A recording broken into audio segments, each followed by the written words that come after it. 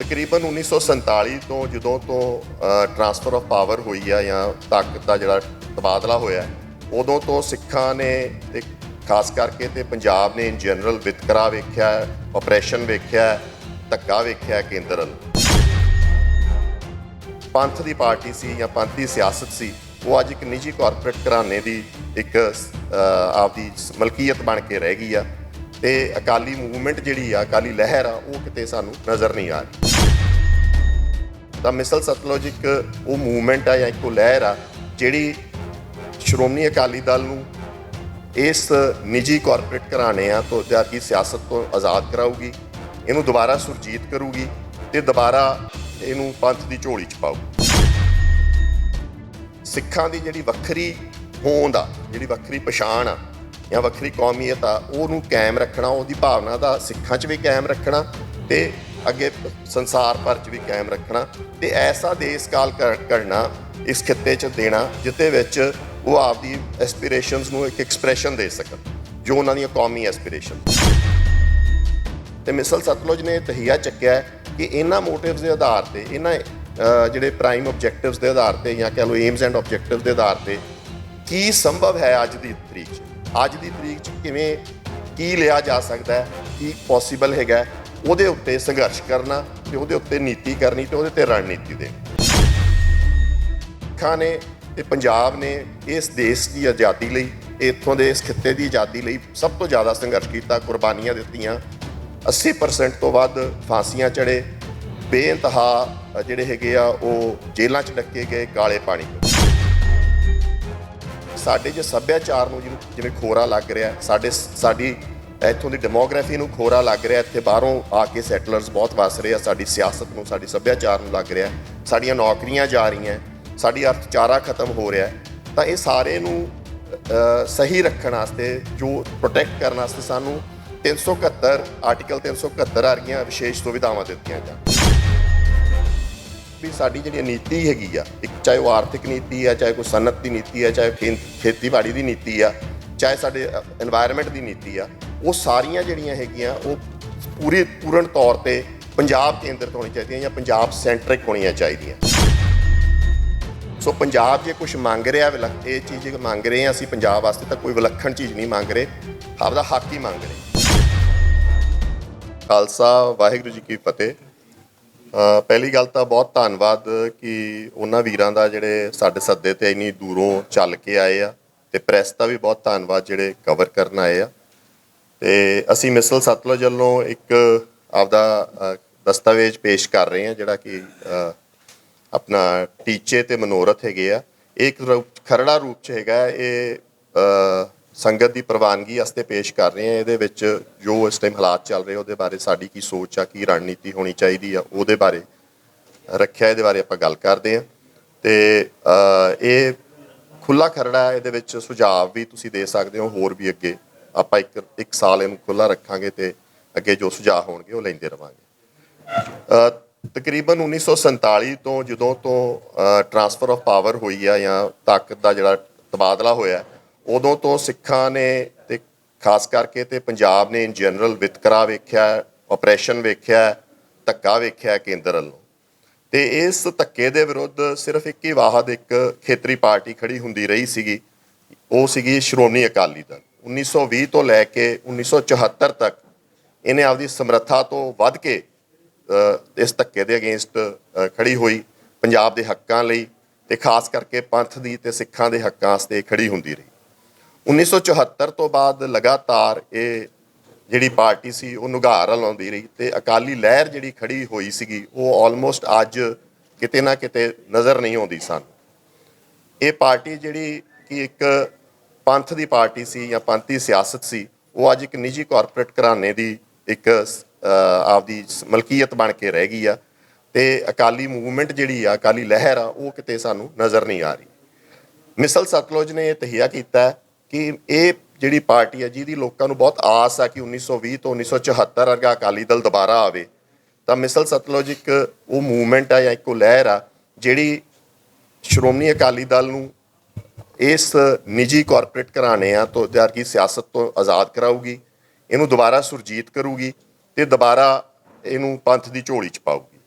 ਹੁਣ ਇਹਦੀ ਲੋੜ ਕੀ ਆ? ਸਭ ਤੋਂ ਗੱਲ ਪਹਿਲੀ ਸਮਝਣ ਦੀ ਸਾਨੂੰ ਲੋੜ ਆ ਕਿ ਇਹਦੀ ਲੋੜ ਕੀ ਆ ਤੇ ਕਿਉਂ ਆਪਾਂ ਇਹ ਕਰ ਰਹੇ ਆ ਤੇ ਕਿਉਂ ਇਹ ਕੀ ਮੰਤਵ ਸੀਗੇ।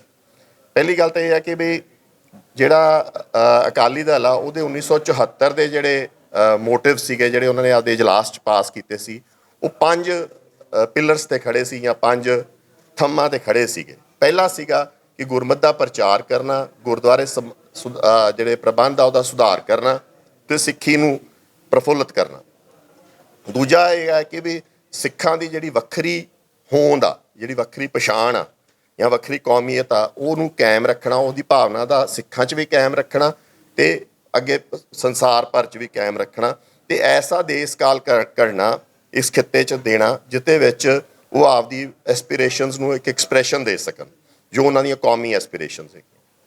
ਤੀਸਰਾ ਇਹ ਹੈ ਕਿ ਵੀ ਕਿਸੇ ਵੀ ਚੀਜ਼ ਵਾਸਤੇ ਅੱਜ ਦੀ ਕੀ ਹਮੇਸ਼ਾ ਸਮੇਂ ਤੋਂ ਹੀ ਇਕੋਨਮੀ, ਅਰਥਚਾਰਾ ਇੰਪੋਰਟੈਂਟ ਰਿਹਾ, ਤਾਂ ਅਰਥਚਾਰੇ ਨੂੰ ਸਟਰੋਂਗ ਕਰਨਾ, ਮਜ਼ਬੂਤ ਕਰਨਾ ਤੇ ਉਸ ਅਰਥਚਾਰੇ ਨੂੰ ਮਜ਼ਬੂਤ ਕਰਦੇ ਹੋਏ ਜਿਹੜਾ ਪਾੜਾ ਹੈ ਅਮੀਰ ਤੇ ਗਰੀਬ ਦਾ ਜਾਂ ਕਲਾਸਿਸ ਦੇ ਵਿੱਚ ਉਹਨੂੰ ਘਟਾਉਣਾ, ਇੱਕ ਨਿਆਂਪੂਰਵਕ ਉਹਦੀ ਫਲਾਹ ਕਰਨੀ ਜਾਂ ਉਹਨੂੰ ਸਪਰੈਡ ਕਰਨਾ, ਜਿਹਨੂੰ ਆਪਾਂ ਡਿਸਟਰੀਬਿਊਸ਼ਨ ਆਫ ਵੈਲਥ ਕਹਿ ਦਿੰਦੇ ਹਾਂ ਅੰਗਰੇਜ਼ੀ 'ਚ, ਉਹਦੀ ਬੈਟਰ ਡਿਸਟਰੀਬਿਊਸ਼ਨ ਆਫ ਵੈਲਥ ਕਰਨੀ। ਚੌਥਾ ਉਹਦਾ ਜਿਹੜਾ ਥੰਮ ਸੀ ਉਹ ਸੀਗਾ ਸਿੱਖਿਆ ਤੇ, ਕਿ ਸਿੱਖਿਆ ਉਸ ਆਧਾਰ ਦੀ ਜਾਂ ਉਸ ਰੂਪ ਦੀ ਖੜੀ ਕਰਨੀ ਜਾਂ ਉਸ ਤਰੀਕੇ ਦੀ ਖੜੀ ਕਰਨੀ ਜਿਹੜੀ ਸਿੱਖੀ ਦਾ ਭਾਵਨਾ ਨੂੰ ਉਜਾਗਰ ਕਰੇ ਤੇ ਹਰੇਕ ਅਮੀਰ ਗਰੀਬ ਨੂੰ ਉਪਲਬਧ ਹੋਵੇ। ਤੇ ਪੰਜਵਾਂ ਜਿਹੜਾ ਸਭ ਤੋਂ ਇੰਪੋਰਟੈਂਟ ਹੈਗਾ ਆਪਣੇ ਹਰੇਕ ਵਾਸਤੇ, ਕਿਉਂਕਿ ਆਪਾਂ ਦੁਨੀਆ 'ਚ ਆਪਦਾ ਸਰੀਰ ਹੀ ਲੈ ਕੇ ਆਉਂਦੇ ਆ, ਤਾਂ ਉਸ ਸਰੀਰ ਨੂੰ ਨਿਰੋਗ ਰੱਖਣਾ, ਉਹਦੀ ਸਿਹਤ ਬਿਹਤਰ ਕਰਨੀ ਤੇ ਵੱਡੀ ਗੱਲ ਆ ਕਿ ਨਸ਼ਿਆਂ ਤੋਂ ਦੂਰ ਰੱਖਣਾ। ਇਹ 5 ਜਿਹੜੇ ਮੋਟਿਵ ਸੀਗੇ, ਇਹ ਲੈ ਕੇ ਇਹ ਏਮਸ ਐਂਡ ਆਬਜੈਕਟਿਵ ਸੀਗੇ 1974 ਦੇ ਸ਼੍ਰੋਮਣੀ ਅਕਾਲੀ ਦਲ ਦੇ ਜਿਹੜਾ ਇਜਲਾਸ ਹੋਇਆ ਸੀ। ਪਰ ਸਮੇਂ ਨੇ ਇਹਦੇ ਤੋਂ ਉਹ ਜਿਹੜਾ ਹੋਣ ਵਾਲਾ ਪ੍ਰੈਜ਼ੈਂਟ ਸਿਸਟਮ ਆ ਉਹ ਪਾਸੇ ਜਾਂਦਾ ਰਿਹਾ ਤੇ ਮਿਸਲ ਸਤਲੁਜ ਨੇ ਤਹੀਆ ਚੱਕਿਆ ਕਿ ਇਹਨਾਂ ਮੋਟਿਵਸ ਦੇ ਆਧਾਰ ਤੇ, ਇਹਨਾਂ ਜਿਹੜੇ ਪ੍ਰਾਈਮ ਆਬਜੈਕਟਿਵਸ ਦੇ ਆਧਾਰ ਤੇ ਜਾਂ ਕਹਿ ਲਓ ਏਮਸ ਐਂਡ ਆਬਜੈਕਟਿਵ ਦੇ ਆਧਾਰ ਤੇ ਕੀ ਸੰਭਵ ਹੈ ਅੱਜ ਦੀ ਤਰੀਕ 'ਚ ਕਿਵੇਂ ਕੀ ਲਿਆ ਜਾ ਸਕਦਾ ਹੈ, ਕੀ ਪੋਸੀਬਲ ਹੈਗਾ, ਉਹਦੇ ਉੱਤੇ ਸੰਘਰਸ਼ ਕਰਨਾ ਤੇ ਉਹਦੇ ਉੱਤੇ ਨੀਤੀ ਕਰਨੀ ਤੇ ਉਹਦੇ 'ਤੇ ਰਣਨੀਤੀ ਦੇਣੀ। ਮੁੱਖ ਗੱਲ ਇਹ ਹੈਗੀ ਹੈ ਕਿ ਸਿੱਖਾਂ ਨੇ ਤੇ ਪੰਜਾਬ ਨੇ ਇਸ ਦੇਸ਼ ਦੀ ਆਜ਼ਾਦੀ ਲਈ, ਇੱਥੋਂ ਦੇ ਇਸ ਖਿੱਤੇ ਦੀ ਆਜ਼ਾਦੀ ਲਈ ਸਭ ਤੋਂ ਜ਼ਿਆਦਾ ਸੰਘਰਸ਼ ਕੀਤਾ, ਕੁਰਬਾਨੀਆਂ ਦਿੱਤੀਆਂ, 80% ਤੋਂ ਵੱਧ ਫਾਂਸੀਆਂ ਚੜ੍ਹੇ, ਬੇਇੰਤਹਾ ਜਿਹੜੇ ਹੈਗੇ ਆ ਉਹ ਜੇਲ੍ਹਾਂ 'ਚ ਡੱਕੇ ਗਏ, ਕਾਲੇ ਪਾਣੀ ਹੋਏ। ਅੱਜ ਵੀ ਜੇ ਫੂਡ ਸਿਕਿਉਰਿਟੀ ਇਸ ਖਿੱਤੇ ਨੂੰ ਮਿਲ ਰਹੀ ਆ ਤਾਂ ਉਹਦੇ ਵਿੱਚ ਪੰਜਾਬ ਦਾ ਤੇ ਖਾਸ ਕਰਕੇ ਸਿੱਖਾਂ ਦਾ, ਜਿਹੜੇ ਪੰਜਾਬ ਦੇ ਨਾਲ ਬਾਉਲਦੇ ਇਲਾਕਿਆਂ 'ਚ ਰਹਿੰਦੇ ਆ, ਉਹਦਾ ਬਹੁਤ ਵੱਡਾ ਦੇਣ, ਇਸ ਦੇਸ਼ ਨੂੰ ਅੰਨ ਦੇਣ ਦਾ ਉਹਦੇ 'ਚ ਬਹੁਤ ਵੱਡਾ ਦੇਣ ਆ। ਤੇ ਇਹਨਾਂ ਤੋਂ ਬਗੈਰ ਤਾਂ ਤੁਸੀਂ ਤਸੱਵਰ ਹੀ ਨਹੀਂ ਕਰ ਸਕਦੇ ਕਿ ਭਾਰਤ ਨੂੰ ਫੂਡ ਸਿਕਿਉਰਿਟੀ ਮਿਲ ਸਕੇ। ਇਸ ਤੋਂ ਇਲਾਵਾ ਅੱਜ ਵੀ ਫੌਜ ਦੇ ਵਿੱਚ ਬਹੁਤ ਵੱਡੀ ਗਿਣਤੀ 'ਚ ਜਾਂਦੇ ਆ। ਫੌਜ ਤੋਂ ਇਲਾਵਾ ਵਿਧਵਾਵਾਂ ਵੀ ਜਿਹੜੀਆਂ ਹੈਗੀਆਂ ਫੌਜੀ, ਇਹਦੇ ਬਾਰਡਰ ਫਰੰਟ 'ਤੇ ਜਿਹਨੂੰ ਕਹਿੰਦੇ ਅਸੀਂ ਫਾਈਟਿੰਗ ਆਰਮਸ, ਜਿਹੜੇ ਉਹ ਮੈਕਸੀਮਮ ਪੰਜਾਬ ਤੋਂ ਆ ਤੇ ਖਾਸ ਕਰਕੇ ਸਿੱਖਾਂ 'ਚੋਂ। ਤੇ ਇਹ ਇੱਕ ਐਸੀ ਕੌਮੀਅਤ ਹੈਗੀ ਹੈ ਜਿਹਦੀ ਅੱਜ ਕੋਈ ਵੀ ਵੱਖਰੀ ਐਸੀ ਹੈ ਨਹੀਂ ਕਿ ਜਿਹੜੀ ਇਹਨਾਂ ਦੀ ਗੱਲ ਕਰਦੀ ਹੋਵੇ, ਜਿਹੜੀ ਜਿਵੇਂ ਮੈਂ ਕਿਹਾ ਕਿ ਦੂਜੀ ਪਾਰਟੀ ਤੋਂ ਜਿਹੜੀ ਪ੍ਰੈਜ਼ੈਂਟ ਸ਼੍ਰੋਮਣੀ ਅਕਾਲੀ ਦਲ ਦੀ ਨੇਤਾ ਆਪਣਾ ਜਿਹੜੀ ਲੀਡਰਸ਼ਿਪ ਆ ਉਹ ਇਹ ਤੋਂ ਮੁਨਕਰ ਹੋ ਚੁੱਕੀ। ਤੇ ਇਹਨਾਂ ਦੇ ਉੱਤੇ ਆਧਾਰਿਤ ਅਸੀਂ ਕੁਝ ਮੰਗਾਂ ਜਿਹੜੀਆਂ ਅਸੀਂ ਕੇਂਦਰ ਤੋਂ ਜਾਂ ਦਿੱਲੀ ਦਰਬਾਰ ਤੋਂ ਮੰਗਦੇ ਹਾਂ, ਦਿੱਲੀ ਤੋਂ ਮੰਗਦੇ ਹਾਂ, ਉਹ ਆ ਕਿ ਵੀ ਸਾਡੇ ਜੇ ਸੱਭਿਆਚਾਰ ਨੂੰ ਜਿਵੇਂ ਖੋਰਾ ਲੱਗ ਰਿਹਾ, ਸਾਡੀ ਇੱਥੋਂ ਦੀ ਡੈਮੋਗ੍ਰਾਫੀ ਨੂੰ ਖੋਰਾ ਲੱਗ ਰਿਹਾ, ਇੱਥੇ ਬਾਹਰੋਂ ਆ ਕੇ ਸੈਟਲਰਸ ਬਹੁਤ ਵਸ ਰਹੇ ਆ, ਸਾਡੀ ਸਿਆਸਤ ਨੂੰ, ਸਾਡੀ ਸੱਭਿਆਚਾਰ ਨੂੰ ਲੱਗ ਰਿਹਾ, ਸਾਡੀਆਂ ਨੌਕਰੀਆਂ ਜਾ ਰਹੀਆਂ, ਸਾਡੀ ਅਰਥਚਾਰਾ ਖਤਮ ਹੋ ਰਿਹਾ, ਤਾਂ ਇਹ ਸਾਰੇ ਨੂੰ ਸਹੀ ਰੱਖਣ ਵਾਸਤੇ, ਜੋ ਪ੍ਰੋਟੈਕਟ ਕਰਨ ਵਾਸਤੇ ਸਾਨੂੰ 371 ਆਰਟੀਕਲ 371 ਵਰਗੀਆਂ ਵਿਸ਼ੇਸ਼ ਸੁਵਿਧਾਵਾਂ ਦਿੱਤੀਆਂ ਜਾਣ। ਇਹ ਨਹੀਂ ਕਿ ਅਸੀਂ ਕੋਈ ਵਿਲੱਖਣ ਚੀਜ਼ ਮੰਗ ਰਹੇ ਹਾਂ ਕਿ ਇੱਥੇ ਹੋਇਆ ਹੀ ਨਹੀਂ, ਇੱਥੇ ਕੋਈ ਆਡੀ ਚੀਜ਼ ਮੰਗ ਰਹੇ ਹਾਂ। ਭਾਰਤ ਦੇ ਵਿੱਚ ਤਕਰੀਬਨ 11-12 ਸੂਬਿਆਂ ਨੂੰ ਇਹ ਵਿਸ਼ੇਸ਼ ਅਧਿਕਾਰ ਮਿਲੇ ਹੋਏ ਆ, ਜਿਨ੍ਹਾਂ 'ਚੋਂ ਪੂਰਬੀ ਰਾਜ ਵੀ ਹੈਗੇ ਆ, ਤੇਲੰਗਾਨਾ ਵੀ ਹੈਗਾ, ਜਿਨ੍ਹਾਂ 'ਚੋਂ ਗੁਜਰਾਤ ਦੇ ਵੀ ਕੁਛ ਖੇਤਰ ਹੈਗੇ ਆ। ਸੋ ਪੰਜਾਬ ਜੇ ਕੁਛ ਮੰਗ ਰਿਹਾ, ਇਹ ਚੀਜ਼ ਮੰਗ ਰਹੇ ਹਾਂ ਅਸੀਂ ਪੰਜਾਬ ਵਾਸਤੇ, ਤਾਂ ਕੋਈ ਵਿਲੱਖਣ ਚੀਜ਼ ਨਹੀਂ ਮੰਗ ਰਹੇ, ਆਪਦਾ ਹੱਕ ਹੀ ਮੰਗ ਰਹੇ। ਦੂਸਰੀ ਗੱਲ ਹੈ ਕਿ ਵੀ ਸਾਡੀ ਜੋ ਅਰਥਚਾਰੇ ਦੀ ਹਾਲਤ ਆ, ਜੋ ਸਾਡਾ ਇਸ ਟਾਈਮ ਇਕੋਨਮੀ ਦੀ ਹਾਲਤ ਆ, ਉਹ ਕਿਸੇ ਅੱਖੋਂ ਪਰੋਖੇ ਨਹੀਂ ਗੀ ਸਾਨੂੰ ਪਤਾ ਕਿ ਅਸੀਂ ਕਰਜ਼ਾਈ ਹੋ ਚੁੱਕੇ ਹਾਂ, ਬਹੁਤ ਬੁਰਾ ਹਾਲ ਆ। ਤੇ ਉਹਦੇ ਕਰਕੇ ਪੰਜਾਬ ਨੂੰ ਸਪੈਸ਼ਲ ਕੈਟਾਗਰੀ ਸਟੇਟਸ ਮਿਲਣਾ ਚਾਹੀਦਾ। ਉਹਦੇ ਵਿੱਚ ਵੀ ਜਿਹੜਾ ਗਾਡਗਿਲ ਫਾਰਮੂਲਾ ਬਣਿਆ ਸੀ, ਉਹਦੇ ਵਿੱਚ ਪੰਜਾਬ ਪੂਰਾ ਉਤਰਦਾ।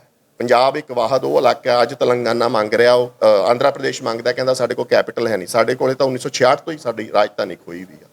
ਬਾਰਡਰ ਏਰੀਆ ਨੂੰ ਮਿਲਣਾ ਚਾਹੀਦਾ, ਅਸੀਂ ਬਾਰਡਰ ਦੇ ਉੱਤੇ ਹੈਗੇ ਹਾਂ।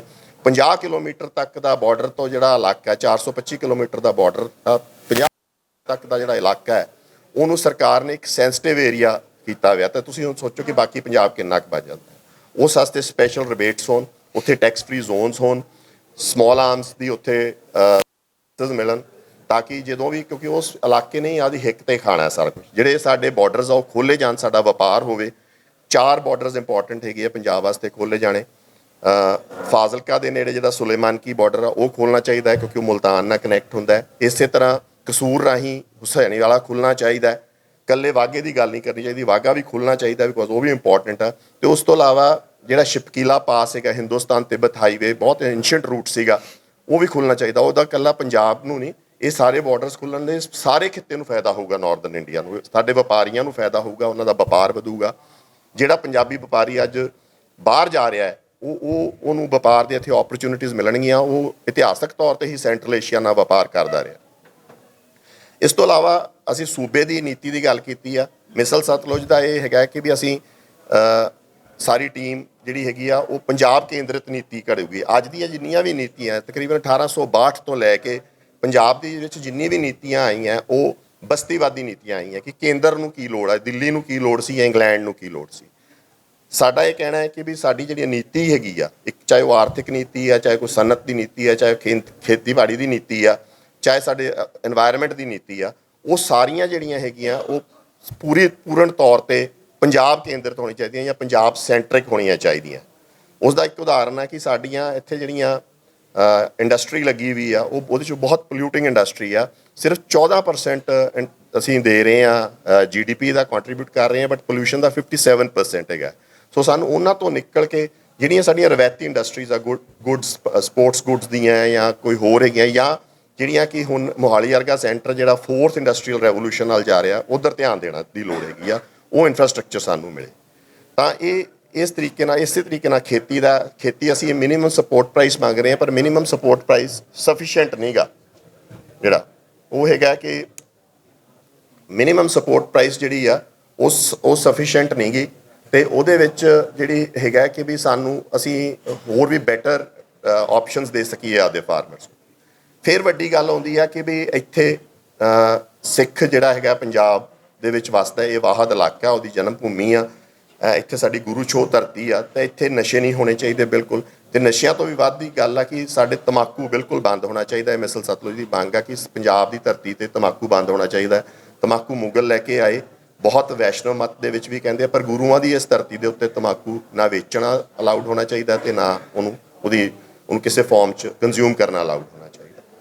ਅਤੇ ਸਿੱਖਾਂ ਦੇ ਜਿਹੜੇ ਮਸਲੇ ਆ ਉਹਦੇ 'ਚ ਹੈਗਾ ਕਿ ਵੀ ਜਿਹੜਾ ਸਾਡਾ ਸ਼੍ਰੋਮਣੀ ਗੁਰਦੁਆਰਾ ਪ੍ਰਬੰਧਕ ਕਮੇਟੀ ਦਾ ਐਕਟ ਆ, ਉਹ ਅੱਜ ਅਸੀਂ ਕੇਂਦਰ ਦੇ ਅਤੇ ਸਟੇਟ ਦੇ ਰਹਿਮੋ ਕਰਮ 'ਤੇ ਹੋ ਜਾਂਦੇ ਹਾਂ। ਕਦੀ ਉਹ ਚੋਣਾਂ ਕਰਾਉਂਦੇ ਆ ਟਾਈਮਲੀ, ਨਹੀਂ ਕਰਾਉਂਦੇ। ਅਤੇ ਵੈਸੇ ਵੀ ਜਿਹੜਾ ਉਹ ਐਕਟ ਬਣਿਆ ਹੋਇਆ ਉਹ ਇੱਕ ਮੈਨੇਜਮੈਂਟ ਐਕਟ ਬਣਾਤਾ ਅੰਗਰੇਜ਼ਾਂ ਨੇ, ਠੀਕ ਆ। ਉਹਦੇ ਵਿੱਚ ਸਾਨੂੰ ਪੂਰਨ ਖੁਦ ਮੁਖਤਿਆਰੀ ਚਾਹੀਦੀ ਆ ਤਾਂ ਕਿ ਸਿੱਖ ਆਪਦੇ ਸ਼ਰਾਈਨਸ ਨੂੰ, ਆਪਦੇ ਗੁਰੂ ਘਰਾਂ ਨੂੰ ਉਸ ਤਰੀਕੇ ਨਾਲ ਮੈਨੇਜ ਕਰ ਸਕਣ ਜਿਹੜੀ ਸਿੱਖੀ ਦੀ ਭਾਵਨਾ ਜਾਂ ਰਵਾਇਤ 'ਚੋਂ ਨਿਕਲੇ। ਜੇ ਤੁਸੀਂ ਐਕਟ ਨੂੰ ਪੜ੍ਹੋਗੇ ਧਿਆਨ ਨਾਲ, ਉਹਦੇ ਵਿੱਚ ਸਿਰਫ ਇੱਕ ਮੈਨੇਜ ਕਰਨ ਦੇ ਤਰੀਕੇ ਆ ਜਿਹੜੇ ਪਿਓਰਲੀ ਪੱਛਮ ਦੇ ਤਰੀਕੇ ਹੈਗੇ ਆ, ਉਹ ਸਿੱਖੀ ਰਵਾਇਤ 'ਚੋਂ ਨਿਕਲੇ ਹੋਏ ਤਰੀਕੇ ਨਹੀਂ ਗਏ। ਉਸ ਤੋਂ ਇਲਾਵਾ ਜਿਹੜੇ ਪੰਜਾਬ ਤੋਂ ਬਾਹਰ ਵਸਦੇ ਸਿੱਖਾਂ ਨੇ ਬਹੁਤ ਕੁਰਬਾਨੀ ਦਿੱਤੀ ਹੈ ਇਸ ਦੇਸ਼ ਵਾਸਤੇ, ਸਪੋਰਟਸ ਤੋਂ ਲੈ ਕੇ ਹੋਰ ਐਗਰੀਕਲਚਰ, ਹੋਰ ਐਕਟੀਵਿਟੀਜ਼ 'ਚ, ਡਿਫੈਂਸ 'ਚ ਅੱਜ ਬਹੁਤ ਦੇ ਰਹੇ ਆ। ਨੈਸ਼ਨਲ ਜਿਹੜੀ ਡਿਵੈਲਪਮੈਂਟ ਆ ਇਕੋਨਮੀ, ਉਹਦੇ ਵਿੱਚ ਬਹੁਤ ਪਾਰਟੀਸਪੇਟ ਕਰ ਰਹੇ ਆ ਜਿਹੜੇ ਪੰਜਾਬ ਤੋਂ ਬਾਹਰ ਬੈਠੇ ਆ। ਉਹਨਾਂ ਵਾਸਤੇ ਜਿਵੇਂ ਕਿਸੇ ਐਂਗਲੋ ਇੰਡੀਅਨਸ ਨੂੰ ਸਪੈਸ਼ਲ ਸੀਟਸ ਮਿਲਦੀਆਂ, ਨੋਮੀਨੇਟਡ ਸੀਟਸ, ਤਾਂ ਅਪਾਰਟ ਫਰੋਮ ਇਲੈਕਟਿਡ ਮੈਂਬਰਸ ਸਾਡੀਆਂ ਪਾਰਲੀਮੈਂਟ ਦੇ ਵਿੱਚ ਅਤੇ ਵੱਖ-ਵੱਖ ਵਿਧਾਨ ਸਭਾਵਾਂ ਦੇ ਵਿੱਚ ਸੀਟਸ ਦੀ ਰਿਜ਼ਰਵੇਸ਼ਨ ਹੋਣੀ ਚਾਹੀਦੀ ਆ। ਅਤੇ ਲਾਸਟਲੀ ਜਿਹੜੀ ਗੱਲ ਆ ਕਿ ਵੀ ਧਰਮ ਦੇ ਵਿੱਚ ਬਹੁਤ ਜ਼ਿਆਦਾ ਇੰਟਰਫੇਰੈਂਸ ਹੁੰਦੀ ਆ ਸਰਕਾਰ ਵੱਲੋਂ। ਹਾਲਾਂਕਿ ਭਾਰਤ ਇਹ ਕਹਿੰਦਾ ਵੀ ਅਸੀਂ ਸੈਕੂਲਰ ਦੇਸ਼ ਹਾਂ, ਬਟ ਸਿੱਖ ਧਰਮ ਦੇ ਵਿੱਚ ਬਹੁਤ ਇੰਟਰਫੇਰੈਂਸ ਹੁੰਦੀ ਆ ਵੱਖ-ਵੱਖ ਰੂਪ 'ਚ। ਜਿਵੇਂ ਗੁਰਦੁਆਰਾ ਐਕਟ 'ਚ ਹੀ ਹੈ ਇੰਟਰਫੇਰੈਂਸ ਆ ਕਿ ਇਲੈਕਸ਼ਨਸ ਕਦੋਂ ਕਰਾਉਣੇ ਨਹੀਂ ਕਰਾਉਣੇ। ਲੇਟਲੀ ਆਮ ਆਦਮੀ ਪਾਰਟੀ ਨੇ PTC ਦੇ ਉੱਤੇ ਲਾਇਆ ਸੀਗਾ ਵੀ ਚੱਲਣਾ ਕਿ ਨਹੀਂ। ਉਹ ਅੱਡ ਗੱਲ ਆ ਕਿ ਵੀ ਚੱਲਣੀ ਚਾਹੀਦੀ ਹੈ, ਨਹੀਂ ਚਾਹੀਦੀ, ਪਰ ਉਹ ਸਾਡਾ ਇੰਟਰਨਲ ਮਾਮਲਾ, ਉਹਨੂੰ ਮਸਲੇ ਨੂੰ ਹੱਲ ਅਸੀਂ ਆਪ ਕਰਨਾ। ਹਜ਼ੂਰ ਸਾਹਿਬ ਦੀ ਟਰਸਟ ਬੋਡੀ ਨੂੰ ਤੋੜਿਆ ਗਿਆ, ਉਹਨੂੰ ਡਿਫਾਈਨ ਫਿਰ ਦੁਬਾਰਾ ਰਿਵਰਟ ਕੀਤਾ ਗਿਆ। ਸੋ ਇਹ ਇੱਕ ਵਾਰੀ ਨਹਿਰੂ ਤਾਰਾ ਸਿੰਘ ਪੈਕਟ ਹੋਇਆ ਸੀ, ਉਸ ਪੈਕਟ ਉਹ ਜ਼ੁਬਾਨੀ ਰਹਿ ਗਿਆ। ਅੱਜ ਉਹਦਾ ਨੈਸ਼ਨਲ ਕੋਈ ਲਾਅ ਬਣਨਾ ਚਾਹੀਦਾ ਹੈ ਕਿ ਵੀ ਇਹ ਜੀ ਕੋਈ ਹੋਵੇ ਨਾ। ਇਹ ਸਾਰਾ ਕੁਛ ਇਹ ਸਾਡਾ ਮੰਗ ਹੈਗੀ ਹੈ। ਇਹ ਅਸੀਂ ਇਹਨਾਂ ਕੰਮਾਂ 'ਤੇ ਮੰਗਾਂ ਵੀ ਆ, ਇਹਨਾਂ 'ਤੇ ਕੁਛ ਅਸੀਂ ਜਿਨ੍ਹਾਂ ਰਾਹਾਂ 'ਤੇ ਤੁਰਨਾ ਉਹ ਵੀ ਦੱਸਿਆ ਕਿ ਅਸੀਂ ਨੀਤੀਆਂ ਕਿਸ ਤਰੀਕੇ ਦੀਆਂ ਡਿਵੈਲਪ ਕਰਨੀਆਂ ਅਤੇ ਉਹਨਾਂ ਨੂੰ ਲਾਗੂ ਕਰਨਾ। ਹੁਣ ਮਸਲਾ ਆ ਜਾਂਦਾ ਕਿ ਇਹ ਕੀਤਾ ਕਿਵੇਂ ਜਾ ਸਕਦਾ। ਪਹਿਲੀ ਗੱਲ ਆ, ਮਿਸਲ ਸਤਲੁਜ 4 ਸਟੈਪਸ ਦੇ ਵਿੱਚ ਕਰੂਗੀ ਅਤੇ ਉਹ ਅਸੀਂ ਕਰ ਵੀ ਰਹੇ ਹਾਂ। ਹਾਲਾਂਕਿ ਮਿਸਲ ਸਤਲੁਜ ਦਾ ਜਿਹੜਾ ਹੈਗਾ ਉਹ ਸਾਲ ਤੋਂ ਥੋੜ੍ਹਾ ਜਿਹਾ ਵੱਧ ਪੁਰਾਣੀ ਆ, ਬਟ ਜਿੰਨੇ ਵੀ ਲੋਕ ਇਹਦੇ ਨਾਲ ਜੁੜੇ ਹੋਏ ਉਹ ਵੱਖ-ਵੱਖ ਸੰਘਰਸ਼ਾਂ 'ਚੋਂ ਆਏ ਹੋਏ ਹੈਗੇ ਆ। ਕਿਸੇ ਦਾ 20, 25, 30 ਸਾਲ ਦਾ ਐਕਸਪੀਰੀਅੰਸ ਹੈ, ਕੁਛ ਨੌਜਵਾਨ ਹੈ ਜਿਹੜੇ ਹਲੇ 5-7 ਸਾਲ ਤੋਂ ਜਦੋਂ ਦੀ ਉਹਨਾਂ ਨੇ ਜਵਾਨੀ ਦੀ ਦਹਲੀਜ਼ ਤੋਂ ਆ ਕੇ ਪੈਰ ਰੱਖਿਆ ਤਾਂ ਉਹ ਸੰਘਰਸ਼ਾਂ 'ਚ ਹੈਗੇ ਆ। ਸੋ ਸਾਰੇ ਤਰੀਕੇ ਦੇ ਅਸੀਂ ਲੋਕ ਜੁੜੇ ਹੋਏ ਹਾਂ ਇਹਦੇ ਵਿੱਚ, ਅਤੇ ਇੱਕ ਸੰਗਤੀ ਰੂਪ 'ਚ ਫੈਸਲੇ ਲੈਂਦੇ ਹਾਂ। ਅਤੇ ਉਹ ਕਰੂਗੀ ਕਿਵੇਂ ਕਿ ਪਹਿਲੀ ਗੱਲ ਆ ਅਵੇਅਰਨੈਸ ਲੋਕਾਂ 'ਚ ਜਗਾਉਣੀ, ਉਹ ਲਗਾਤਾਰ ਕਰ ਵੀ ਰਹੇ ਆ। ਜਿਵੇਂ ਮੱਤੇ ਆੜੇ ਦੀ ਪ੍ਰੋਟੈਸਟ 'ਚ ਸੀਗੇ, ਸਪੋਰਟ ਕਰ ਰਹੇ ਸੀਗੇ, ਜ਼ੀਰੇ ਫੈਕਟਰੀ 'ਚ ਕੀਤੀ, ਫਿਰ ਘੱਲਖੁਰ ਦੇ ਨੇੜੇ ਮੁਦਕੀ ਮੋਰਚਾ ਲਾਇਆ ਜਿਹੜਾ ਪਾਣੀਆਂ ਨੂੰ ਲੈ ਕੇ ਸੀ। ਪਿੱਛੇ ਹੁਣ ਆਪਣਾ ਹੈਰੀਟੇਜ ਜਿਹੜੀ ਮਹਾਰਾਜਾ ਰਣਜੀਤ ਸਿੰਘ ਦੀ ਜਿਹੜੀ ਵਿਰਾਸਤੀ ਜਿਹੜੀ ਚੌਂਕੀ ਸੀ ਉੱਥੇ ਇੰਟਰਫੇਰੈਂਸ ਹੋ ਗਈ ਸੀ ਫੈਕਟਰੀ ਦੀ, ਉਹਨੂੰ ਖਤਮ ਕੀਤਾ। ਉਸ ਸੰਘਰਸ਼ 'ਚ ਰਹੇ। ਸੋ ਵੱਖ-ਵੱਖ ਸੰਘਰਸ਼ਾਂ 'ਚ ਆਪਾਂ ਰਹੇ ਹਾਂ ਅਤੇ ਕਰ ਰਹੇ ਹਾਂ। ਸ਼੍ਰੋਮਣੀ ਕਮੇਟੀ ਦੀਆਂ ਵੋਟਾਂ ਬਣਾਉਣ ਦੇ ਵਿੱਚ ਪੂਰਾ ਹੈਗਾ। ਤਾਂ ਇਸ ਤਰੀਕੇ ਨਾਲ ਅਵੇਅਰ ਸੰਘਰਸ਼ 'ਚ ਵੀ ਪਾਰਟ ਲੈਂਦੀ ਹੈ ਮਿਸਲ ਸਤਲੁਜ। ਅਵੇਅਰਨੈਸ ਜਗਾਉਂਦੇ ਆ with various kinds of seminar, ਹੋਰ ਵੀ ਵਧਾਵਾਂਗੇ। ਇੰਟਲੈਕਚੁਅਲਸ ਨਾਲ ਨੂੰ ਮਿਲ ਕੇ, ਜਿਵੇਂ ਖੇਤੀ ਨੀਤੀ ਕੀ ਹੋਵੇ, ਆਪਣਾ ਆਰਥਿਕ ਨੀਤੀ ਕੀ ਹੋਵੇ, ਉਹਦੇ 'ਚ ਚੈਂਬਰ ਆਫ ਕਾਮਰਸ ਜਿਹੜਾ ਹੈਗਾ ਉਹਨਾਂ ਨਾਲ, ਅਤੇ ਅੱਡ ਚੈਂਬਰਸ ਡਿਵੈਲਪ ਕਰ ਰਹੇ ਹਾਂ ਜਿਹੜੇ ਫੋਰ ਐਗਜ਼ਾਮਪਲ IT 'ਤੇ AI 'ਤੇ ਆਰਟੀਫਿਸ਼ੀਅਲ ਇੰਟੈਲੀਜੈਂਸ 'ਤੇ ਐਜੂਕੇਸ਼ਨ ਸਿਸਟਮ 'ਤੇ ਉਹ ਟਾਈਅਪਸ ਆ। ਉਹ ਤੁਸੀਂ ਜੂਨ 'ਚ ਉਹਨਾਂ ਨੂੰ ਗਰਾਊਂਡ 'ਤੇ ਵੀ ਵੇਖਣ ਲੱਗ ਜਾਓਗੇ। ਥੋੜ੍ਹਾ ਜਿਹਾ ਐਫਰਟ ਹੈਗਾ ਕੀਤਾ ਹੋਇਆ ਉਹਦੇ ਵੱਲ। ਸੋ ਇਹ ਐਫਰਟ ਕਰ ਰਹੇ ਹਾਂ। ਅਤੇ ਸਭ ਤੋਂ ਵੱਡੀ ਗੱਲ ਹੈ ਕਿ ਵੀ ਇਹ ਸਾਰਾ ਕੁਛ ਕਰਨ ਦੇ ਨਾਲ ਨਾਲ ਜਿੰਨੀ ਦੇਰ ਤੁਸੀਂ ਗ੍ਰਾਸ ਰੂਟ ਪੋਲੀਟਿਕਸ 'ਚ ਨਹੀਂ ਆਉਂਦੇ, ਚੋਣ ਨੀਤੀ 'ਚ ਨਹੀਂ ਆਉਂਦੇ, ਜਿੰਨੀ ਦੇਰ ਉਹ ਸਪੇਸ ਨੂੰ ਤੁਸੀਂ ਖਾਲੀ ਛੱਡ ਦਿੰਦੇ ਤਾਂ ਤੁਸੀਂ ਇਫੈਕਟਿਵ ਨਹੀਂ ਹੋ ਸਕਦੇ। ਸੋ ਮਿਸਲ ਸਤਲੁਜ ਆਉਣ ਵਾਲੇ ਸਮੇਂ 'ਚ ਚੋਣਾਂ 'ਚ ਵੀ ਇਲੈਕਸ਼ਨ ਪੋਲੀਟਿਕਸ 'ਚ ਵੀ ਆਊਗੀ, ਹਰ ਤਰੀਕੇ ਦੀ, ਚਾਹੇ ਸ਼੍ਰੋਮਣੀ ਕਮੇਟੀ ਦੀ ਆ, ਚਾਹੇ ਲੋਕ ਸਭਾ ਦੀ ਆ, ਵਿਧਾਨ ਸਭਾ ਦੀ, ਉਹ ਸਪੇਸ ਵੀ ਅਸੀਂ ਖਾਲੀ ਨਹੀਂ ਛੱਡਾਂਗੇ ਅਤੇ ਉਹਦੇ ਵਿੱਚ ਵੀ ਪਾਰਟੀਸਪੇਟ ਕਰਾਂਗੇ। ਪਰ ਮੁੱਖ ਜਿਹੜਾ ਟੀਚਾ ਫੇਰ ਰਹਿੰਦਾ, ਬਿਕੋਜ਼ ਇਹ ਇੱਕ ਲਹਿਰ ਹੈਗੀ ਆ, ਇਹ ਲਹਿਰ ਦਾ ਮੁੱਖ ਟੀਚਾ ਇਹ ਰਹੂਗਾ ਕਿ ਕਿਸੇ ਤਰੀਕੇ ਨਾਲ ਵੀ, ਕਿਉਂਕਿ ਇਹ ਸਾਰਾ ਕੁਛ ਜੇ ਪੂਰਾ ਕਰਨਾ ਹੈ ਤਾਂ ਤੁਹਾਨੂੰ ਤੁਹਾਡੀ ਮਾਂ ਪਾਰਟੀ ਚਾਹੀਦੀ ਹੈ, ਤੁਹਾਨੂੰ ਉਹ ਸੰਸਥਾ ਜਾਂ ਜਥੇਬੰਦੀ ਚਾਹੀਦੀ ਹੈ ਜਿਹੜੀ ਤੁਹਾਡੇ ਬਜ਼ੁਰਗਾਂ ਨੇ ਡਿਵੈਲਪ ਕੀਤੀ ਆ। ਤਾਂ ਉਹਨੂੰ ਆਜ਼ਾਦ ਕਰਵਾ ਕੇ, ਉਹਨੂੰ ਦੁਬਾਰਾ ਰੀਕਲੇਮ ਕਰਕੇ ਪੰਥ ਵਾਸਤੇ, ਉਹਨੂੰ ਲਿਬਰੇਟ ਕਰਾ ਕੇ ਅਤੇ ਉਹਨੂੰ ਰੀਜੂਵੀਨੇਟ ਕਰਨਾ ਜਾਂ ਉਹਨੂੰ ਦੁਬਾਰਾ ਮੁੜ ਸੁਰਜੀਤ ਕਰਨਾ ਹੈ ਅਕਾਲੀ ਸਿਧਾਂਤਾਂ 'ਤੇ, ਅਕਾਲੀ ਲਹਿਰ ਦੀ ਸਿਧਾਂਤਾਂ ਦੇ ਉੱਤੇ। ਅਤੇ ਕੁਛ ਵੀ ਕਰਨ ਵਾਸਤੇ, ਜੇ ਆਪਾਂ ਕੁਛ ਵੀ ਕਰਨਾ ਚਾਹੁੰਦੇ ਹਾਂ, ਉਹਦੇ ਵਾਸਤੇ ਸਟਰਕਚਰ ਬਹੁਤ ਇੰਪੋਰਟੈਂਟ ਹੁੰਦਾ ਕਿ ਢਾਂਚਾ ਕਿੰਝ। ਜੇ ਢਾਂਚੇ 'ਚ ਵਿਗਾੜ ਆ ਗਿਆ, ਜੇ ਤੁਹਾਡੇ ਸਟਰਕਚਰ 'ਚ ਆਰਗੇਨਾਈਜੇਸ਼ਨ 'ਚ ਵਿਗਾੜ ਆ ਗਿਆ ਤਾਂ ਅੱਗੇ ਵਿਗਾੜ ਤਾਂ ਫੋਲੋ ਕਰਦੇ ਆ। ਜੇ ਤੁਸੀਂ ਸ਼੍ਰੋਮਣੀ ਅਕਾਲੀ ਦਲ ਦੇ ਵਿਗਾੜ ਵੀ ਵੇਖੋ ਤਾਂ 1974 'ਚ ਵਿਗਾੜ ਨਹੀਂ ਸੀਗੇ। 1 ਅਪ੍ਰੈਲ 2004 ਨੂੰ ਤੌੜਾ ਸਾਹਿਬ ਪੂਰੇ ਹੁੰਦੇ ਆ, ਅਤੇ ਜੁਲਾਈ ਦੇ ਜਿਹੜੀ ਸੀਗੀ ਆਈ ਆ 2004 ਦੀ, ਤਾਂ ਸ਼੍ਰੋਮਣੀ ਅਕਾਲੀ ਦਲ ਬਿਲਕੁਲ ਇੱਕ ਵੱਖਰੀ ਰੂਪ 'ਚ ਆ ਗਈ, ਕਿਉਂਕਿ ਸਾਰੇ ਅਧਿਕਾਰ ਉਹਨਾਂ ਨੇ ਖਤਮ ਕਰਕੇ ਇੱਕ ਪ੍ਰਧਾਨ ਦੇ ਵਿੱਚ ਪਾ ਦਿੱਤੇ। ਸੋ ਜਿੱਥੇ ਵੀ ਇਸ ਟਾਈਪ ਦਾ ਸਟਰਕਚਰ ਆ, ਜਿੱਥੇ ਇੱਕ ਕੋਈ ਪ੍ਰਧਾਨ ਆ, ਕੋਈ ਆਪਣੇ ਉਹਦੇ ਹੇਠਾਂ ਕੋਰ ਕਮੇਟੀਜ਼ ਆ ਜਾਂ ਉਹ ਸਟਰਕਚਰਸ ਆ, ਉਹ ਸਟਰਕਚਰ ਹਮੇਸ਼ਾ ਤੁਹਾਨੂੰ ਨੁਕਸਾਨ ਦੇਣਗੇ।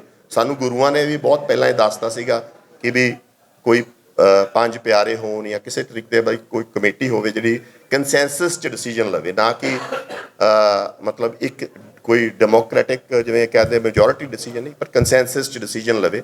ਸੋ ਮਿਸਲ ਸਤਲੁਜ ਨੇ ਉਸੇ ਤਰੀਕੇ ਦਾ ਸਟਰਕਚਰ ਆਪਦਾ ਬਣਾਇਆ ਕਿ ਜਿਹੜਾ ਗਰੁੱਪ ਉੱਤੇ ਬੈਠਦਾ ਉਹ ਸਾਰਾ ਡਿਸੀਜਨ ਲੈਂਦੇ ਆ, ਪਰ ਉਹ ਡਿਸੀਜਨ ਸਰਬਸੰਮਤੀ ਦਾ ਹੁੰਦਾ, ਨਾ ਕਿ ਕਿਸੇ ਡੈਮੋਕ੍ਰੈਟਿਕ ਤਰੀਕੇ ਦਾ। ਪਰ ਵੱਡੇ ਏਰੀਏ ਦੇ ਵਿੱਚ ਇਸ ਤਰੀਕੇ ਦੇ ਆਈਡੀਆਜ਼ ਨੂੰ ਆਰਗੇਨਾਈਜੇਸ਼ਨ ਦੇ ਵਿੱਚ ਲਿਆਉਣਾ ਅਤੇ ਦੂਰ ਤੱਕ ਫਲੈਟ ਆਰਗੇਨਾਈਜੇਸ਼ਨ ਖੜੀ ਕਰਨ ਵਾਸਤੇ ਤੁਹਾਨੂੰ ਟੈਕਨੋਲੋਜੀ ਦੀ ਬਹੁਤ ਲੋੜ ਪੈਂਦੀ ਹੈ, ਕਿਉਂਕਿ ਭੂਗੋਲਿਕ ਖੇਤਰ ਵੱਡਾ ਹੋ ਜਾਂਦਾ, ਬੰਦਿਆਂ ਦੀ ਗਿਣਤੀ ਵੱਡੀ ਹੋ ਜਾਂਦੀ ਆ, ਤਾਂ ਕਈ ਵਾਰੀ ਕਿਸੇ ਇਲਾਕੇ 'ਚੋਂ ਆਵਾਜ਼ ਤੁਹਾਡੇ ਤੱਕ ਪਹੁੰਚਦੀ ਨਹੀਂ ਗੀ। ਸੋ ਸਾਰੀ ਜਗ੍ਹਾ ਪਹੁੰਚਾਉਣ ਵਾਸਤੇ ਟੈਕਨੋਲੋਜੀ ਦਾ ਬਹੁਤ ਵਰਤੋਂ ਆ। ਤਾਂ ਮਿਸਲ ਸਤਲੁਜ ਨੇ ਇੱਕ ਆਪਦੀ ਐਪ ਡਿਵੈਲਪ ਕੀਤੀ ਆ, ਉਹ ਐਪ ਰਾਹੀਂ ਅਸੀਂ ਰਜਿਸਟਰ ਕਰ ਰਹੇ ਹਾਂ। ਉਹ ਰਜਿਸਟ੍ਰੇਸ਼ਨ ਹੁਣ ਆਪਣਾ 1 ਅਪ੍ਰੈਲ ਤੋਂ ਬਾਅਦ ਸ਼ੁਰੂ ਕਰ ਦਾਂਗੇ ਅਸੀਂ। ਉਹਦੇ ਵਿੱਚ ਰਜਿਸਟ੍ਰੇਸ਼ਨ ਆਪਦੇ ਮੈਂਬਰਸ ਦੀ, ਉਹਨੇ ਕੋਈ ਓਪੀਨੀਅਨ ਦੇਣਾ, ਕੋਈ ਉਹਨੇ ਆਈਡੀਆ ਦੇਣਾ, ਕੋਈ ਥੋਟ ਦੇਣੀ ਆ, ਤਾਂ ਉਹਦੇ ਵਿੱਚ ਦੇ ਸਕਦੇ ਆ, ਅਤੇ ਉਹਦਾ ਰਿਸਪੌਂਸ ਆਊਗਾ ਲੋਕਾਂ ਦਾ ਬਹੁਤ ਸੰਗਤੀ ਰੂਪ 'ਚ ਫੈਸਲੇ ਲੈਣ ਵਾਸਤੇ ਉਹਦੀ ਸੌਖ ਰਹੂਗੀ। ਸੋ ਮੋਟੇ ਤੌਰ 'ਤੇ ਮੈਂ ਦੁਬਾਰਾ ਇਹ ਕਹਿਣਾ ਚਾਹੁੰਦਾ ਕਿ ਪੰਜਾਬ ਇਸ ਟਾਈਮ ਐਸੀ ਜਗ੍ਹਾ 'ਤੇ ਖੜ੍ਹਾ ਹੈ ਜਿਹਦੇ ਵਿੱਚ ਪੰਜਾਬ ਦੀ ਗੱਲ ਕਰਨ ਵਾਲਾ ਕੋਈ ਨਹੀਂ। ਜਿੰਨੀਆਂ ਪਾਰਟੀਆਂ ਉਹ ਬਾਹਰ ਦੀ ਗੱਲ ਕਰਦੀਆਂ, ਉਹ ਰਾਸ਼ਟਰਵਾਦ ਦੇ ਐਂਗਲ ਤੋਂ ਗੱਲ ਕਰ ਰਹੀਆਂ, ਇੰਡੀਅਨ ਨੈਸ਼ਨਲਿਜ਼ਮ ਦੇ ਐਂਗਲ ਕਰ ਰਹੀਆਂ, ਪਰ ਪੰਜਾਬ ਨੂੰ ਸੈਂਟਰਿਕ ਹੋ ਕੇ ਕੋਈ ਨਹੀਂ ਸੋਚ ਰਿਹਾ। ਮਿਸਲ ਸੋਚਲਜ ਦਾ ਇਹ ਤਹੀਆ ਹੈ ਕਿ ਵੀ ਮੁੜ ਅਕਾਲੀ ਲਹਿਰ ਨੂੰ ਜੀਵਤ ਕਰਨਾ ਅਤੇ ਉਹਨੂੰ ਖੜ੍ਹਾ ਕਰਕੇ ਪੰਜਾਬ ਨੂੰ ਉਸ ਦਿਸ਼ਾ ਲੈ ਕੇ ਜਾਣਾ। ਇਹ ਅਸੀਂ ਤੁਹਾਡੀਆਂ ਬਲੇਸਿੰਗਸ ਚਾਹੁੰਦੇ ਹਾਂ, ਤੁਹਾਡਾ ਆਸ਼ੀਰਵਾਦ ਚਾਹੁੰਦੇ ਹਾਂ ਕਿ ਅਸੀਂ ਇਹਨੂੰ ਸਿਰੇ ਲਾ ਸਕੀਏ। ਵਾਹਿਗੁਰੂ ਜੀ ਕਾ ਖਾਲਸਾ, ਵਾਹਿਗੁਰੂ ਜੀ। ਬਰਾੜ ਸਾਹਿਬ, ਮੇਰਾ ਸਵਾਲ ਸੀਗਾ, ਤੁਸੀਂ ਜਿਹੜਾ ਇਹ ਪ੍ਰੈਸ ਨੋਟ ਸਾਨੂੰ ਮਿਲਿਆ, ਮੇਰੀ ਆਵਾਜ਼ ਆ ਰਹੀ ਹੈ ਜੀ ਤੁਹਾਡੇ ਤੱਕ? ਹਾਂਜੀ, ਆ ਰਹੀ ਹੈ। ਇਹਦੇ ਤੇ ਲਿਖਿਆ ਕਿ ਮਿਸਲ ਸਤਲੁਜ ਅਕਾਲੀ ਲਹਿਰ ਦੀ ਮਰਿਆਦਾ ਅਨੁਸਾਰ ਅਕਾਲੀ ਦਲ ਨੂੰ ਆਜ਼ਾਦ ਕਰਾਉਣਾ। ਦੋ ਸਵਾਲ ਨੇ। ਇੱਕ ਇਹ ਸਵਾਲ ਕਿ ਕੀ ਤੁਸੀਂ ਇਹਨਾਂ ਚੋਣਾਂ 'ਚ ਜਿੱਤਣ ਲਈ ਜਾ ਰਹੇ ਹੋ, ਤੁਹਾਡਾ ਮੋਟਿਵ ਜਾਂ ਸਿਰਫ ਪ੍ਰੈਸ਼ਰ ਗਰੁੱਪ ਦੇ ਤਰ੍ਹਾਂ ਆਪਣੀ ਹੋਂਦ ਨੂੰ ਜਿਹੜਾ ਉਹ ਦਿਖਾਉਣਾ ਚਾਹੁੰਦੇ ਹੋ? ਦੂਜਾ ਸਪਲੀਮੈਂਟਰੀ ਸਵਾਲ ਹੈ, ਤੁਹਾਨੂੰ ਨਹੀਂ ਲੱਗਦਾ ਕਿ ਜੇ ਚੋਣਾਂ 'ਚ ਜਾ ਰਹੇ ਹੋ ਤਾਂ ਕੱਲਾ ਅਕਾਲੀ ਦਲ ਤੱਕ ਗੱਲ ਰੱਖਣੀ ਤੁਹਾਨੂੰ ਸੀਮਤ ਕਰੂਗਾ? ਪਹਿਲੀ ਗੱਲ ਤਾਂ ਜੀ ਅਸੀਂ ਜਿਹੜੀਆਂ ਹੁਣ ਪ੍ਰੈਜ਼ੈਂਟ ਚੋਣਾਂ, ਆਵਾਜ਼ ਆ ਰਹੀ ਹੈ? ਜੀ ਜੀ। ਹਾਂਜੀ, ਪਹਿਲੀ ਗੱਲ ਤਾਂ ਜਿਹੜਾ ਤਾਂ ਹੁਣ ਚੋਣਾਂ ਦਾ ਸਵਾਲ ਆ, ਲੋਕ ਸਭਾ ਦੀਆਂ ਚੋਣਾਂ ਦਾ, ਉਹ ਸਾਡੇ ਅੰਦਰ ਹਲੇ ਜੱਗੋ ਤੱਕੀ ਚੱਲ ਰਹੀ ਹੈ ਕਿ ਵੀ ਆਪਾਂ ਪਾਰਟਿਸਿਪੇਟ ਕਰੀਏ, ਟੋਟਲੀ ਨਾ ਪਾਰਟਿਸਿਪੇਟ ਕਰੀਏ, ਕਿ ਕੁਛ ਕਿਸੇ ਇੱਕ ਅੱਧੀ ਸੀਟ ਤੇ ਜਾਂ 2 ਸੀਟਾਂ 'ਤੇ ਪਾਰਟਿਸਿਪੇਟ ਕਰੀਏ, ਬਿਕੋਜ਼ ਬਹੁਤ ਹਲੇ ਪੁੰਗਰ ਰਿਹਾ ਬੂਟਾ ਹੀ ਹੈਗਾ ਮਿਸਲ ਸਤਲੁਜ। ਸੋ ਉਹ ਜਿਵੇਂ ਮੈਂ ਕਿਹਾ ਕਿ ਵੀ ਅਸੀਂ ਇੱਕ ਸੰਗਤੀ ਰੂਪ 'ਚ ਡਿਸੀਜਨ ਲੈਣਾ ਹੈ, ਉਹ ਸੰਗਤੀ ਰੂਪ 'ਚ ਅਸੀਂ ਅਗਲੇ 10-15 ਦਿਨਾਂ 'ਚ ਡਿਸੀਜਨ ਲੈ ਕੇ ਹੋ ਜਾਵਾਂਗੇ, ਇਹਦਾ ਸ਼ੋਰ ਨਹੀਂ। ਬਟ ਹਾਂ, ਡੈਫੀਨੇਟਲੀ 2027 ਦੀਆਂ ਜਿਹੜੀਆਂ ਚੋਣਾਂ ਹੈ ਉਹਦੇ 'ਚ ਡੈਫੀਨੇਟਲੀ ਅਸੀਂ ਪਾਰਟਿਸਿਪੇਟ ਕਰਾਂਗੇ।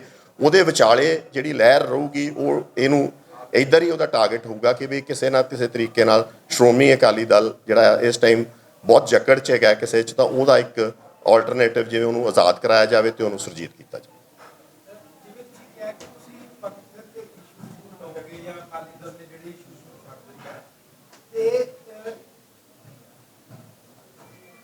ਜਿਸ ਤਰ੍ਹਾਂ ਇਹ ਹੈ ਕਿ ਜੋ ਕੰਟਰੀ ਦੇ ਵਿੱਚ ਪੋਲਰਾਈਜੇਸ਼ਨ ਦਾ ਮਾਹੌਲ ਚੱਲ ਰਿਹਾ ਹੈ ਕਾਫੀ ਸਮੇਂ ਤੋਂ ਇਸ ਸਿਆਸਤ ਦੇ ਵਿੱਚ, ਤਾਂ ਜਿਹੜੇ ਪੰਜਾਬ 'ਚ ਵਸਦੇ ਹੋਰ ਤਬਕੇ ਨੇ, ਜਿਹੜੇ ਗੈਰ ਸਿੱਖ ਤਬਕੇ ਨੇ ਤੇ ਜਿਹੜੇ ਖਾਸ ਤੌਰ ਤੇ ਮਾਈਗ੍ਰੈਂਟਸ ਨੇ, ਉਹਨਾਂ ਦੇ ਬਾਰੇ ਤੁਹਾਡਾ ਕੀ ਪਹੁੰਚ ਹੋਊਗਾ? ਦੇਖੋ ਜੀ, ਮਾਈਗ੍ਰੈਂਟਸ ਬਾਰੇ ਅਸੀਂ ਬੜਾ ਕਲੀਅਰਲੀ ਡਾਕੂਮੈਂਟ 'ਚ ਦੱਸਿਆ ਕਿ ਵੀ ਜਿਹੜਾ ਮਾਈਗ੍ਰੈਂਟ ਕੋਈ ਆਉਂਦਾ, ਪਹਿਲੀ ਗੱਲ ਤਾਂ ਮਾਈਗ੍ਰੈਂਟ ਨਹੀਂ ਆ ਰਹੇ ਪੰਜਾਬ 'ਚ। ਮਾਈਗ੍ਰੈਂਟ ਹੋਰ ਚੀਜ਼ ਹੁੰਦੀ ਹੈ, ਮਾਈਗ੍ਰੈਂਟ ਇੱਕਾ ਦੁੱਕਾ ਆਉਂਦਾ। ਪੰਜਾਬ 'ਚ ਸੈਟਲਰਸ ਆ ਰਹੇ ਆ, ਠੀਕ ਹੈ ਜੀ। ਜਿਹੜਾ ਸੈਟਲਰ ਆਉਂਦਾ ਉਹ ਤੁਹਾਡੀ ਡੈਮੋਗ੍ਰਾਫੀ ਨੂੰ, ਤੁਹਾਡੇ ਸੱਭਿਆਚਾਰ ਨੂੰ, ਸਾਰੀ ਚੀਜ਼ ਨੂੰ ਇਫੈਕਟ ਕਰਦਾ। ਸੋ ਉੱਥੇ ਜਿੱਥੇ ਬਿਲਕੁਲ ਕਲੀਅਰ ਪਹੁੰਚ ਹੈਗੀ ਹੈ ਕਿ ਲੋਕ ਇੱਥੇ ਆਉਣ, ਕੰਮ ਕਰਨ, ਕੋਈ ਪ੍ਰੋਬਲਮ ਨਹੀਂ, ਜੇ ਉਹ ਵੀ ਉਹਨਾਂ ਸਕਿੱਲਸ ਦੇ ਵਿੱਚ ਜਾਂ ਉਹਨਾਂ ਸ਼ੋਬਿਆਂ ਦੇ ਵਿੱਚ ਜਿੱਥੇ ਸਾਡੇ ਕੋਲੇ ਘਾਟ ਹੈ, ਠੀਕ ਹੈ ਜੀ। ਪਰ ਇੱਥੇ ਸੈਟਲਮੈਂਟ ਜਿਹੜੀ ਹੈਗੀ ਆ ਉਹਦੇ ਤੇ ਡੈਫੀਨੇਟਲੀ ਜਦੋਂ ਅਸੀਂ ਆਰਟੀਕਲ 371 ਮੰਗ ਰਹੇ ਹਾਂ ਤਾਂ ਡੈਫੀਨੇਟਲੀ ਅੰਬਾਰਗੋ ਮੰਗ ਰਹੇ ਹਾਂ ਕਿ ਸਾਡੇ ਵਿੱਚ ਇੱਥੇ ਸੈਟਲਰਸ ਸੈਟਲ ਨਾ ਹੋ। ਬਿਲਕੁਲ, ਜੇ ਕੋਈ ਸੈਟਲਮੈਂਟ ਹੋਣੀ ਵੀ ਆ ਤਾਂ ਉਹਦਾ ਇੱਕ ਪਾਲਿਸੀ ਬਣੇ ਕਿ ਜਿਵੇਂ ਬਹੁਤ ਜਗ੍ਹਾ ਬਣੀ ਹੋਈ ਹੈ, ਭਾਰਤ 'ਚ ਵੀ ਬੜੀ ਜਗ੍ਹਾ ਬਣੀ ਹੋਈ ਆ ਤੁਹਾਡੇ ਨਾਲ ਦੇ ਹਿਮਾਚਲ 'ਚ ਹੀ ਬਣੀ ਹੋਈ ਵੀ 15 ਸਾਲ ਆਏ ਰਹੋ, ਆਹ ਕਰੋ, ਉਹ ਕਰੋ, ਫਿਰ ਅਸੀਂ ਤੁਹਾਨੂੰ ਵੋਟ ਦਾ ਅਧਿਕਾਰ ਦਿੰਦੇ। ਤਾਂ ਉਵੇਂ ਇੱਕ ਪਰਟੀਕੁਲਰ ਵੈਲ ਥਾਟ ਪਾਲਿਸੀ ਬਣੇ ਕਿ ਕਿਹਨੇ ਸੈਟਲ ਹੋਣਾ ਹੈ, ਕਿਹਨੂੰ ਸੈਟਲ ਨਹੀਂ ਹੋਣਾ।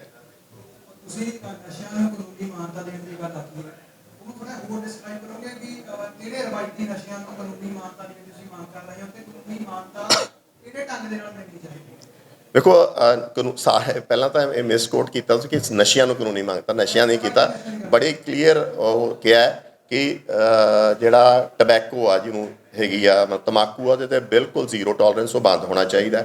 ਸ਼ਰਾਬ ਦੇ ਉੱਤੇ ਸਾਡੀ ਜਿਹੜੀ ਆਪਣਾ ਡਿਪੈਂਡੈਂਸ ਆ ਰੈਵਨਿਊ ਦੀ, ਉਹ ਹੌਲੀ ਹੌਲੀ ਘਟਾ ਕੇ ਉਹਨੂੰ ਖਤਮ ਕਰਨਾ ਚਾਹੀਦਾ। ਉਹਦਾ ਕਾਰਨ ਆ ਕਿ ਪੰਜਾਬ ਦੇ ਵਿੱਚ ਤਕਰੀਬਨ 27 ਤੋਂ 30 ਲੱਖ ਐਡਿਕਟਸ ਮਤਲਬ ਐਲਕੋਹਲਿਕਸ ਹੈਗੇ ਆ, ਅਤੇ ਉਹ ਐਲਕੋਹਲਿਕਸ ਜਿਹੜੇ ਹੈਗੇ ਆ ਉਹ ਵੀ ਉਨੇ ਹੀ ਡੈਮੇਜਿੰਗ ਹੈਗੇ ਆ।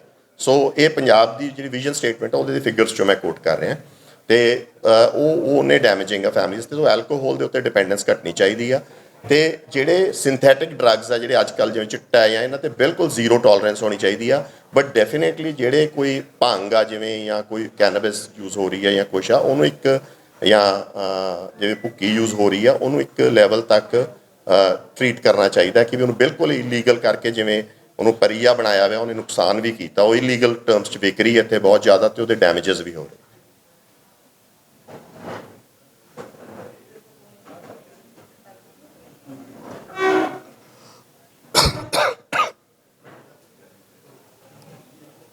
ਡਾਕਟਰ ਸਾਹਿਬ, ਮੇਰਾ ਸਵਾਲ ਇਹ ਹੈ ਕਿ ਇਸ ਵੇਲੇ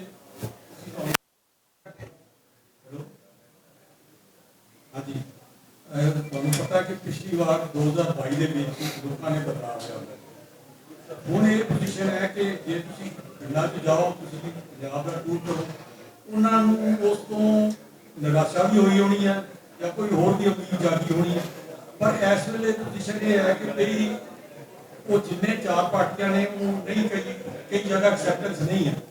ਕੀ ਇਹ ਸਤਲੁਜ ਮਿਸ਼ਨ ਕੋਈ ਪ੍ਰੋਵਾਈਡ ਕਰੇਗੀ ਡਿਊਰਿੰਗ ਦਿਸ ਇਲੈਕਸ਼ਨ? ਕੋਈ ਆਲਟਰਨੇਟ ਆਏਗਾ ਲੋਕਾਂ ਦੇ ਕੋਲ? ਨਹੀਂ, ਮੈਂ ਕਲੀਅਰਲੀ ਦੱਸਿਆ ਜੀ ਕਿ ਵੀ ਅਸੀਂ ਐਜ਼ ਆਫ ਟੁਡੇ, ਕਿਉਂਕਿ ਨਵੀਂ ਆਰਗੇਨਾਈਜੇਸ਼ਨ ਆ, ਉਸ ਤਰੀਕੇ ਦੀ ਹਲੇ ਸਾਰੀ ਥਾਂ ਅਸੀਂ ਦੇ ਸਕੀਏ ਉਹ ਪੋਸੀਬਲ ਨਹੀਂ, ਬਟ 1 ਜਾਂ 2 ਸੀਟਾਂ ਤੇ ਅਸੀਂ ਸੋਚ ਰਹੇ ਹਾਂ ਕਿ ਜਿੱਥੇ ਅਸੀਂ ਕੰਟੈਸਟ ਕਰ ਸਕਦੇ ਹਾਂ। ਆਪਦਾ ਆਈਡੀਆ ਵੀ ਪਰਕੂਲੇਟ ਕਰਾਂਗੇ ਤੇ ਉਹਦੇ ਤੇ ਹੈਗਾ, ਪਰ ਉਹ ਹਲੇ ਇੰਟਰਨਲ ਗੱਲ ਆ। ਇਹ ਸਾਰੇ ਸਰਬਸੰਮਤੀ ਨਾਲ ਫੈਸਲਾ ਲਵਾਂਗੇ ਕਿ ਵੀ ਇਹ ਕਰਨਾ ਹੈ ਜਾਂ ਨਹੀਂ ਕਰਨਾ, ਹਲੇ ਇਹ ਤੇ ਅਨਡਿਸਾਈਡਡ ਨਾ। ਪਰ 2027 ਬਾਰੇ ਅਸੀਂ ਬਿਲਕੁਲ ਕਲੀਅਰ ਹਾਂ ਕਿ ਅਸੀਂ ਇਲੈਕਸ਼ਨ ਪੋਲਿਟਿਕਸ ਚਾਹਾਂਗੇ। ਪਰ ਇਹ ਵੀ ਤੁਹਾਨੂੰ ਲੱਗਦਾ ਕਿ ਜਿਹੜੀ ਲੋਕਾਂ ਦੀ ਐਸਪੀਰੇਸ਼ਨ ਹੈ ਉਹ ਇੱਕ ਤਰ੍ਹਾਂ ਦੀ ਉਹਦੇ ਨਾਲ ਇਹ ਹੋ ਜਾਏਗਾ, ਕਿਉਂਕਿ ਦੇ ਆਰ ਐਸਪਾਇਰਿੰਗ ਕਿ ਐਤਕੀ ਕੁਛ ਨਾ ਕੋਈ ਵਿਕਲਪ ਨਿਕਲੇ? ਦੇਖੋ, ਜੇ ਉਹਨਾਂ ਦੀ ਐਸਪੀਰੇਸ਼ਨਸ ਠੀਕ ਆ, ਐਸਪੀਰੇਸ਼ਨ ਹੈਗੀ ਆ ਤਾਂ ਹੀ ਕੋਈ ਆਰਗੇਨਾਈਜੇਸ਼ਨ ਅੱਗੇ ਆਉਂਦੀ ਹੈਗੀ ਆ ਨਾ, ਉਹ ਕਿਤੇ ਜਗ੍ਹਾ ਮਿਲਦੀ ਹੈ ਤਾਂ ਹੀ ਆਉਂਦੀ ਆ। ਬਟ ਸਾਡੀ ਵੀ ਸਮਰੱਥਾ ਚਾਹੀਦੀ ਆ ਉਹਨੂੰ ਐਸਪੀਰੇਸ਼ਨਸ ਫੁਲਫਿਲ ਕਰਨ ਵਾਸਤੇ, ਕਿਉਂਕਿ ਉੱਥੇ ਵੈਕਿਊਮ ਹੈਗਾ ਤਾਂ ਅਸੀਂ ਉਧਰ ਭੱਜ ਪਈਏ ਤਾਂ ਇਹ ਵੀ ਕੋਈ ਅਕਲਮੰਦੀ ਵਾਲੀ ਗੱਲ ਨਹੀਂ। ਇਸ ਤੋਂ ਪਹਿਲਾਂ ਕਈ ਆਗੂਆਂ ਨੇ ਵੀ ਇਹ ਗੱਲ ਕੀਤੀ ਕਿ ਸ਼੍ਰੋਮਣੀ ਅਕਾਲੀ ਦਲ ਜਾਂ ਆਪ ਨੂੰ ਆਜ਼ਾਦ ਕਰਾਉਣਾ ਜਾਂ ਹੋਰ ਕਈ ਲੀਡਰ ਦੁਬਾਰਾ ਫੇਰ ਉਹ ਅਕਾਲੀ ਦਲ 'ਚ ਚਲੇ ਗਏ। ਤੁਹਾਡਾ ਕੀ ਪਲਾਨ ਰਹਿਣ ਵਾਲਾ, ਜਿਵੇਂ ਤੁਸੀਂ ਦੱਸਤਾ ਸਾਰਾ ਕਿ ਅਕਾਲੀ ਦਲ ਕਿਸ ਤਰੀਕੇ ਨਾਲ, ਜਿਹੜਾ ਤੁਸੀਂ ਕਹਿ ਰਹੇ ਹੋ ਕਿ ਮਰਿਆਦਾ ਅਨੁਸਾਰ ਇਸ ਨੂੰ ਆਜ਼ਾਦ ਕਰਾਵਾਂਗੇ, ਹੁਣ ਸੁਰਜੀਤ ਕਰਾਂਗੇ, ਕਿਸ ਕੋਲੋਂ? ਪਹਿਲੀ ਗੱਲ ਤਾਂ ਜੀ ਵੇਖੋ, ਇਸ 'ਚ ਕੋਈ ਡਾਊਟ ਨਹੀਂ ਕਿ ਬਹੁਤ ਲੋਕਾਂ ਨੇ ਇਹ ਗੱਲਾਂ ਕਹੀਆਂ ਕਿ ਅਸੀਂ ਇਹ ਕਰਾਂਗੇ, ਬਟ ਲਾਰਜਲੀ ਜਿੰਨੀਆਂ ਵੀ ਇਹ ਐਫਰਟ ਸੀਗੇ ਸਿੰਗੂਲਰ ਐਫਰਟ ਸੀਗੇ, ਸਿੰਗਲ ਸ਼ਖਸੀਅਤ ਬੇਸਡ ਐਫਰਟਸ ਕਰਦੇ ਸੀ ਲੋਕ। ਜਦੋਂ ਤੁਸੀਂ ਸ਼ਖਸੀਅਤ ਬੇਸਡ ਐਫਰਟ ਕਰਦੇ ਹੋ ਤਾਂ ਦੋਵਾਂ ਦੇ ਵਿੱਚ ਕੋਈ ਵੱਡਾ ਅੰਤਰ ਨਹੀਂ ਰਹਿ ਜਾਂਦਾ। ਮੈਂ ਦੁਬਾਰਾ ਉਸੇ ਗੱਲ ਤੇ ਆਉਣਾ ਵੀ ਸਟਰਕਚਰ ਨੇ ਡਿਫਾਈਨ ਕਰਨਾ ਹੈ ਕਿ ਤੁਹਾਡਾ ਢਾਂਚਾ ਕਿੰਝ ਆ, ਉੱਥੇ ਤੁਸੀਂ ਫੈਸਲੇ ਕਿਵੇਂ ਲੈਂਦੇ ਹੋ, ਪਹਿਲੀ ਗੱਲ ਤੇ। ਦੂਸਰੀ ਗੱਲ, ਸਾਡੇ ਕੋਲੇ ਬਹੁਤ ਕਲੀਅਰ ਕੱਟ ਗੁਰਦੁਆਰਾ ਸੁਧਾਰ ਲਹਿਰ ਦੀ ਐਗਜ਼ਾਮਪਲ ਆ, ਜਿਹਦੇ ਵਿੱਚ ਸੰਗਤ ਨੇ ਗੁਰੂ ਘਰ ਆਜ਼ਾਦ ਕਰਾਏ, ਕਿਸੇ ਨੇ ਨਹੀਂ ਆਜ਼ਾਦ ਕਰਾਉਣੇ। ਕੋਈ ਅਜੇਪਾਲ ਸਿੰਘ ਨੇ ਨਹੀਂ ਕਰਾਉਣੇ, ਕੋਈ ਮਿਸਲ ਸਤਲੁਜ ਨੇ ਨਹੀਂ ਕਰਾਉਣੇ, ਕੋਈ ਇੱਥੇ ਜਿਹੜੇ ਬੈਠੇ ਇਹਨਾਂ ਨੇ ਨਹੀਂ ਕਰਾਉਣੇ। ਸੰਗਤ ਦੀ ਅਵੇਅਰਨੈਸ ਨੇ ਆਪਦੀ ਸੰਸਥਾ ਨੂੰ ਆਜ਼ਾਦ ਕਰਾਉਣਾ, ਜਿਵੇਂ ਗੁਰੂ ਕਾ ਬਾਗ ਨੂੰ ਆਜ਼ਾਦ ਕਰਾਇਆ ਸੀ, ਜਿਵੇਂ ਨਨਕਾਣਾ ਸਾਹਿਬ ਨੂੰ ਆਜ਼ਾਦ ਕਰਾਇਆ ਸੀ।